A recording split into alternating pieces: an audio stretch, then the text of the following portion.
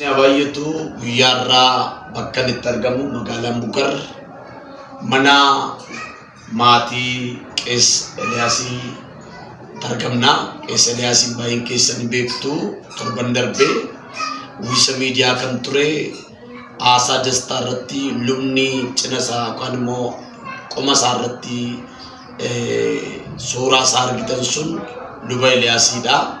Lubni Eliyaas barasaa guutuu hojii wangeelaa hojjechuudhaan hojii miishiniitti dadhabuudhaan hojii wangeelaa hojjetanii mana isaanii qe'ee isaanii itti deebanii utuu ijaareen addunyaa kanarraa gara abbaa isaanii deemaniiru. Ana maatii isaanii gidduutti argama.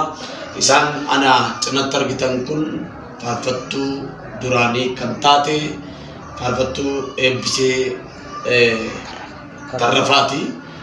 Nabaratti kan argitan mucaa isaanii Libaanos Eliyaasiidha. Arra miidiyaatti kan fideef xiqqoo ishee waa'ee maatii isaanii gaafachuu barbaadanii faarfattuu Eebbiseen seenaa jireenya isaanii keessaa bara meeqa biyya kana dhuftanii ammam turtan biyya kana? Biyya kana keessa kan nuti turre waggaa 18. Kanaan dura naannoo biyya keenya Wallaggaa lixaa ani magaalaa Mandii keessatti dhaladhe waldaa kiristaanaa Makaana Yesuus keessatti tajaajiltuu faarfannaadhaan tajaajilaa ture.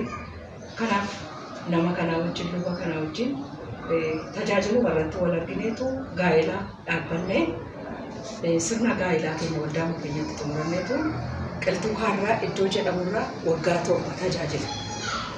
Waggaa 7 hojii magaalaaf baadiyaa otoo hin jedhin iddoo dadhabsiisaaf baay'ee namoonni baay'een guddisa isaa kan ta'an namoonni baay'ee jiru.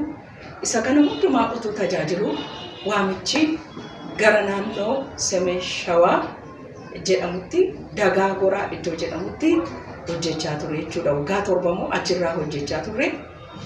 Ani kana hundaa wajjin deemaa ture.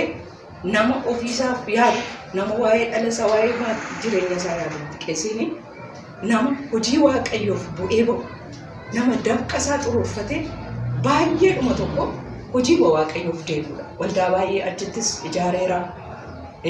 Biqiltoota garaagaraa dhaabuudhaan limaatii isa jedhamu hojjechuudhaan misooma guddaa iddoo sanattis akka hojjete namoonni baay'een hin beeku. Obbo Almaa'u Gaarii isa kanaa hin beeku. Misooma achitti inni hojjete jechuudha. Mishinariidha jechuudha hojiin isaa.